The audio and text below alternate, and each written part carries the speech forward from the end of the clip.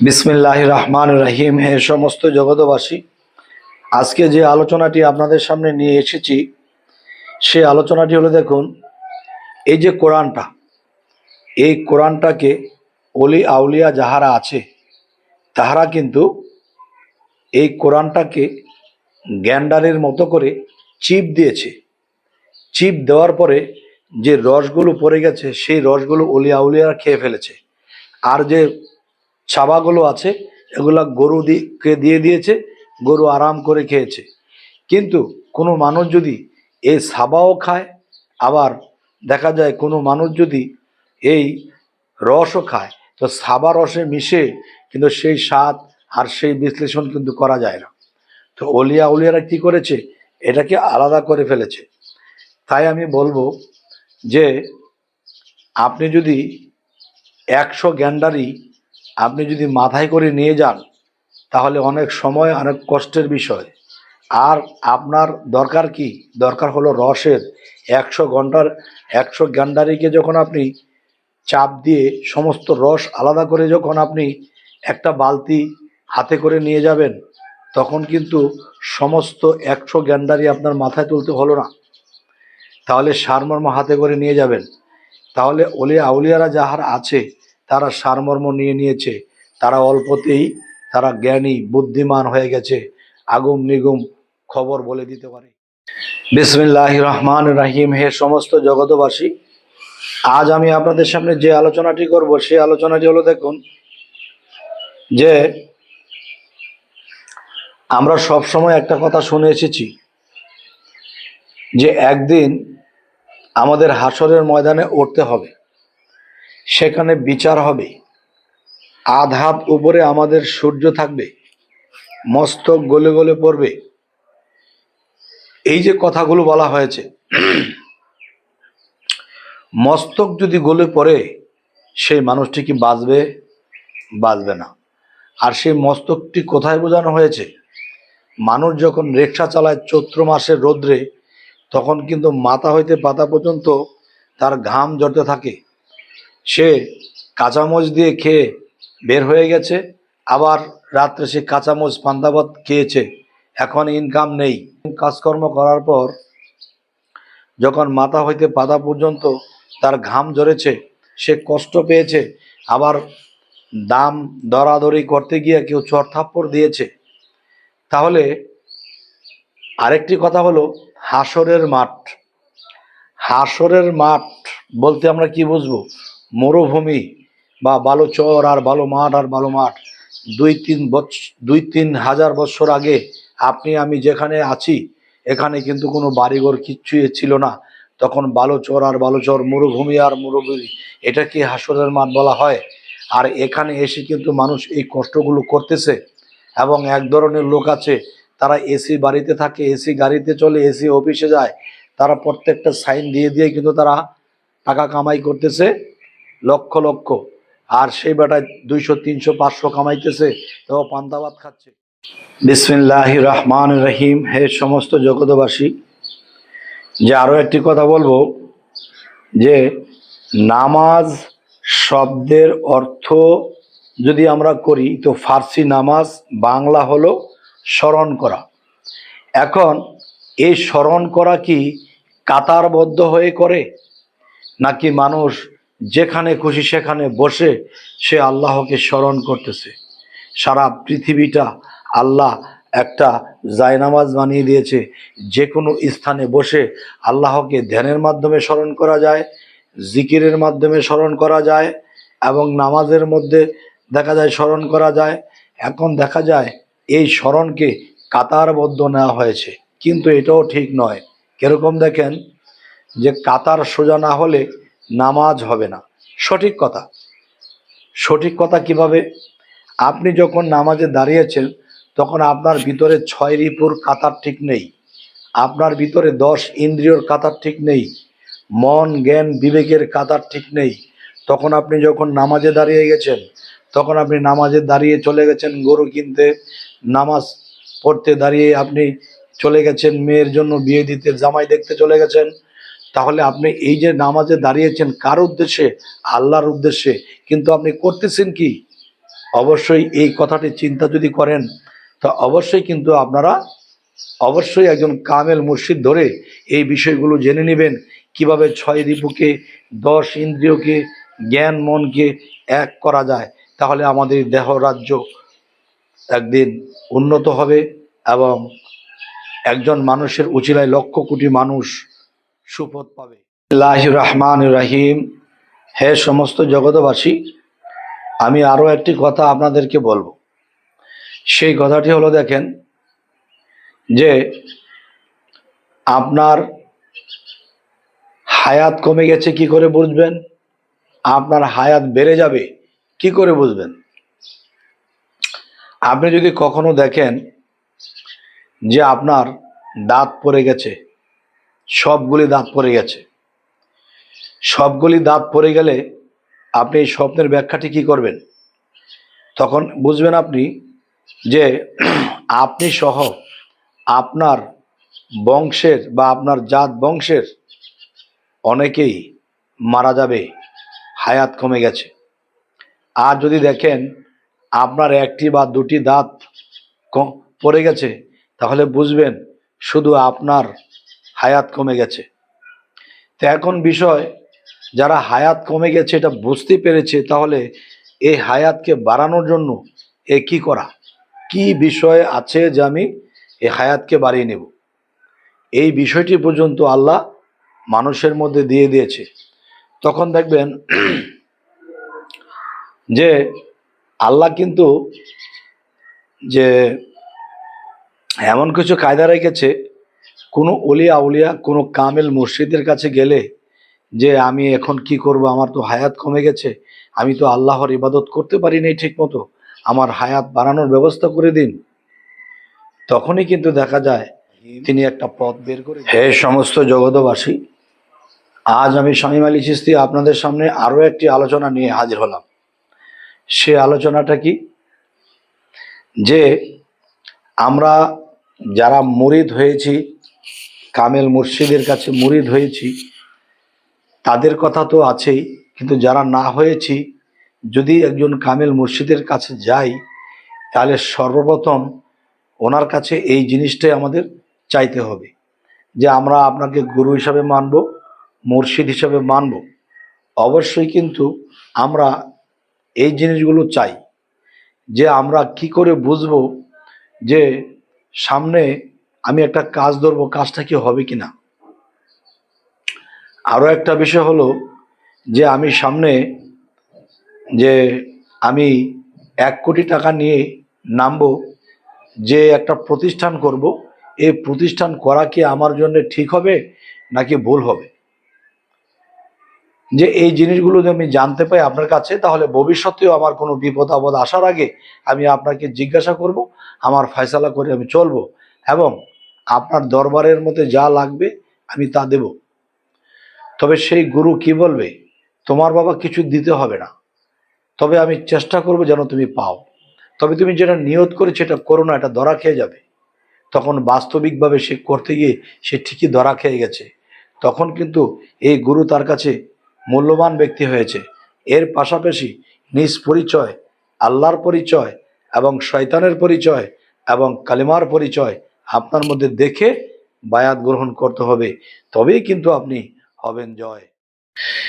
বিসমিল্লাহির রহমানির রহিম। হে সমস্ত জগতবাসী, আজ আমি শামীম আলী চিশতি আপনাদের সামনে যে আলোচনাটি নিয়ে হাজির হলাম, সে আলোচনাটি হলো যে আমরা এই পৃথিবীতে এসেছি, ছোট থেকে বড় হয়েছি, একটা সময় পীর মুর্শিদের পথ, তরিকতের পথকে মানুষের দেখা দেখি, শরীয়তের মানুষের দেখা দেখি খারাপ বলতাম বা এগুলোর দিকে ভিড়তাম না।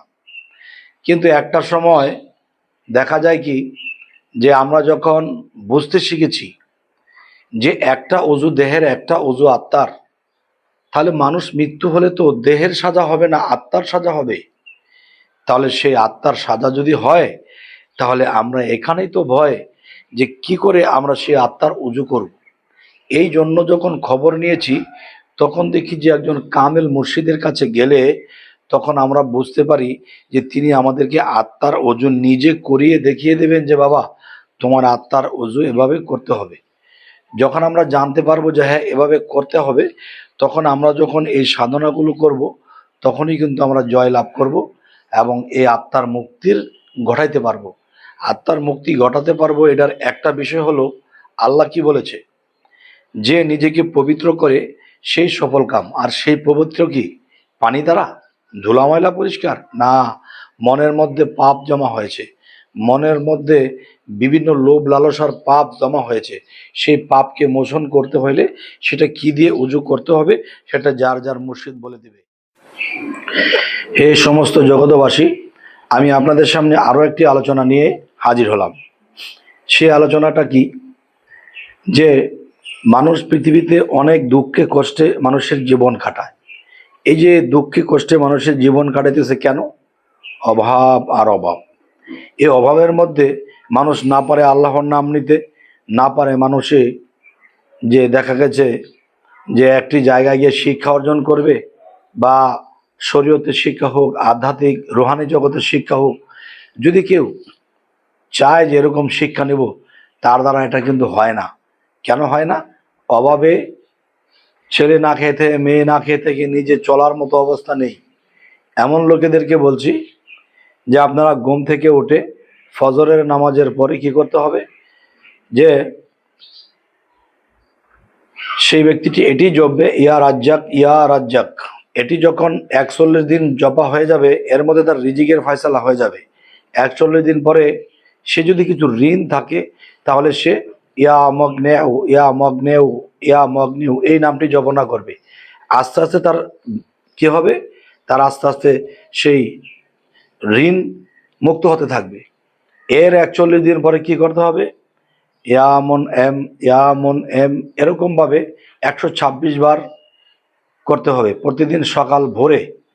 এরপরে সারাদিন চলাফেরার পথেও করতে পারেন। এরকম করতে করতে দেখবেন আপনার 6 মাসের মধ্যে আপনি ঋণ মুক্ত হয়ে আপনি ধনী হতে চলেছেন।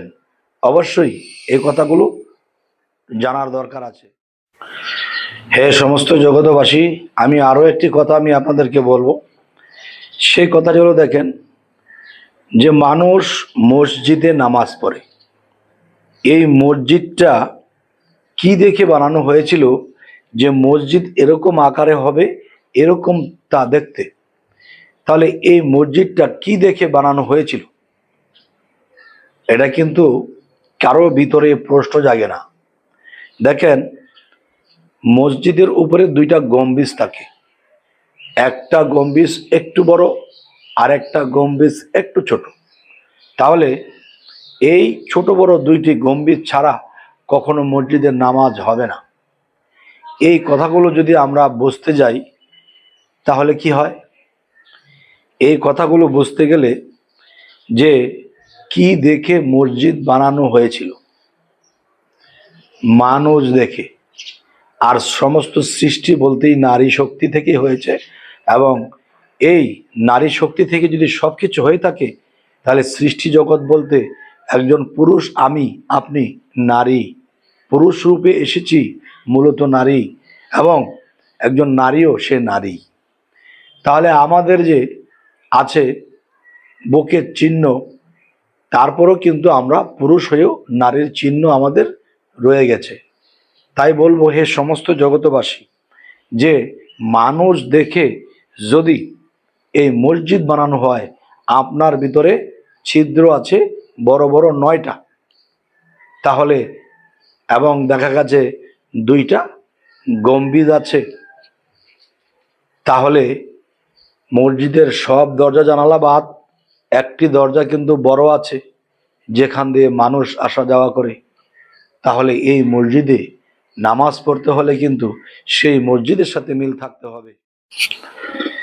বিসমিল্লাহির রহমানির রহিম। এ সমস্ত জগতবাসী, আজ আমি শামীম আলী চিশতি আপনাদের সামনে যে আলোচনাটি নিয়ে হাজির হলাম, সেই আলোচনাটির আরো একটি কথা বলবো, যে এতক্ষণ যে আমাদের অন্য অন্য আলোচনা শুনেছেন, এর বাহিরে আরো কিছু কথা আছে।